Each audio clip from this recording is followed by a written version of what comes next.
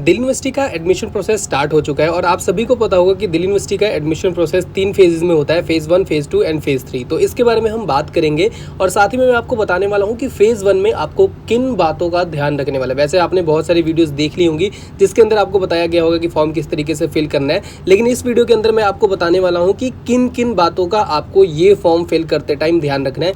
जिन बच्चों ने form fill कर दिया है वो भी एक बार ध्यान से देख ले ताकि उन्होंने कोई गलती ना की हो, और जिन्होंने फॉर्म फिल नहीं किया है उनके लिए तो बहुत अच्छी बात है। कभी भी आप दिल्ली यूनिवर्सिटी के एडमिशन प्रोसेस में, चाहे फेज़ 1 हो, फेज़ 2 हो या फिर फेज़ 3 हो, कभी भी आपको जल्दबाजी नहीं करनी है, इस बात का आपको ध्यान रखना है।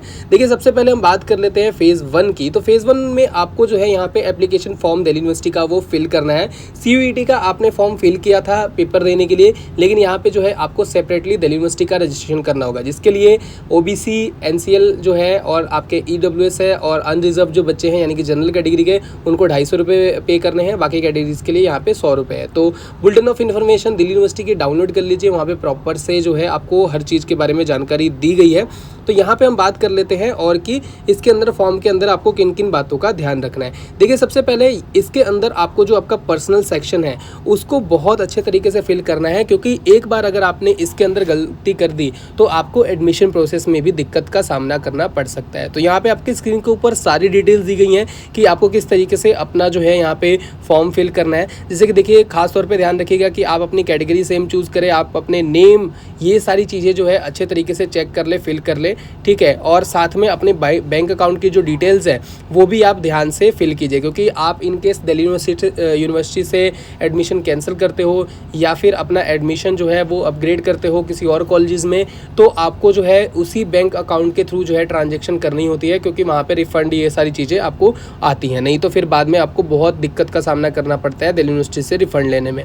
उसके बाद से यहाँ पे देख लीजिए, ध्यान से लिखा गया है कि ये जो चीज़ें हैं, once the form is submitted the following personal detail will not be change, यानी कि parents name, category, subcategory, caste, ठीक है, और उसके बाद से जेंडर आपका, उसके बाद से email ID, mobile number, bank account details, ये सारी डिटेल्स आपकी जो है एक बार सबमिट होने पे चेंज नहीं होंगी। तो इनको जो है बिल्कुल ध्यान से आपको फिल करना है। उसके बाद से यहाँ पे आप देखिए एकेडमिक सेक्शन है, तो यहाँ पे आपको प्रॉपर डिटेल दी गई है कि किस तरीके से आपको अपने मार्क्स यहाँ पे फिल करने हैं। अब यहाँ पे बहुत सारे बच्चों का सवाल आता है कि उनके थ्योरी में, जैसे कि जो ICSE बोर्ड वाले स्टूडेंट्स होते हैं उनके थ्योरी में मार्क्स दिए गए होते हैं, यानी कि टोटल प्रैक्टिकल और थ्योरी का इकट्ठे दिया हुआ आता है। तो उस सिचुएशन में वो मार्क्स कैसे फिल करें? देखिए, यहाँ पे आपको क्या करना है कि अपने जो भी आपका मार्कशीट में मार्क्स मेंशन है, यानी कि 100 आउट ऑफ 85 है, 100 आउट ऑफ 95 है, तो उसी तरीके से आपको ये फॉर्म फिल करना है। और जो आपका प्रैक्टिकल वाला सेक्शन है वहाँ पे 0 आउट ऑफ 0 कर देना है। इस तरीके से यहाँ पे भी इन्फॉर्मेशन दी गई है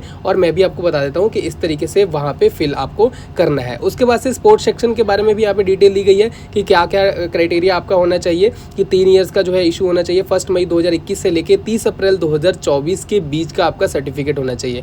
एक्स्ट्रा करिकुलम एक्टिविटीज़ के बारे में भी यहाँ पे मेंशन है। ये देखिए, आपको पर्टिकुलरली अपने अकॉर्डिंग आप पढ़ लीजिएगा, स्क्रीन के ऊपर सारी डिटेल्स है। अब हम बात कर लेते हैं अपलोड्स के बारे में, क्योंकि डॉक्यूमेंट्स एक बहुत इंपॉर्टेंट चीज़ है। बहुत सारे बच्चे जो है यहाँ पे गलती कर देते हैं और इस वजह से उनका एडमिशन कैंसिल हो जाता है। देखिए, जनरल कैटेगरी के जो बच्चे हैं आपको सिर्फ 10th की मार्कशीट चाहिए और +2 की मार्कशीट चाहिए। इसके अलावा आपको कोई भी डॉक्यूमेंट नहीं चाहिए और आपको जो है यहाँ पे अपनी वेबसाइट पर अपलोड करना है। फिर आप जब एडमिशन हो जाएगा तो एक बार फिजिकली वेरीफाई होगा कॉलेज के द्वारा। तो at the time of admission आपके पास ये डॉक्यूमेंट जो है ओरिजिनल फॉर्म में होने चाहिए, जिनको आपको फोटोकॉपी निकाल के सेल्फ अटेस्टेड लिख के साइन करके आपको अपलोड करना है आपकी वेबसाइट के ऊपर। उसके बाद से जो है बात कर लेते हैं हम EWS वाले बच्चे और OBC वाले बच्चों की। तो देखिए, इनका जो दोनों का फॉर्मेट है वो ऑलरेडी दिल्ली यूनिवर्सिटी रिलीज कर चुका है। और OBC वाले बच्चे जो है ध्यान रखें कि सेंट्रल का आपका सर्टिफिकेट होना चाहिए और साथ ही में आपका 31 मार्च 2024 के बाद का बना हुआ होना चाहिए। उसके पहले का अगर सर्टिफिकेट है तो वो इनवैलिड माना जाएगा। नया सर्टिफिकेट आप अभी बनवा लीजिए, अभी अप्लाई कर लीजिए, अभी भी टाइम है।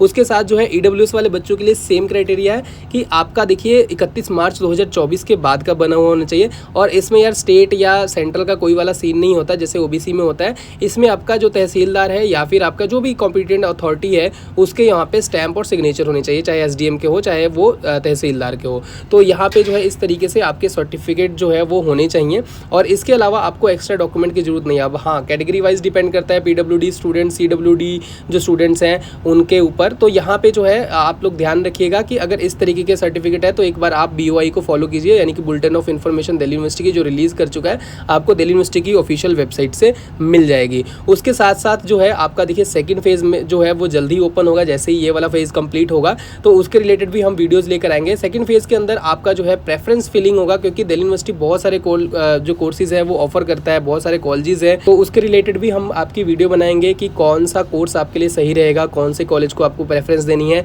अपने CUET स्कोर के अकॉर्डिंग।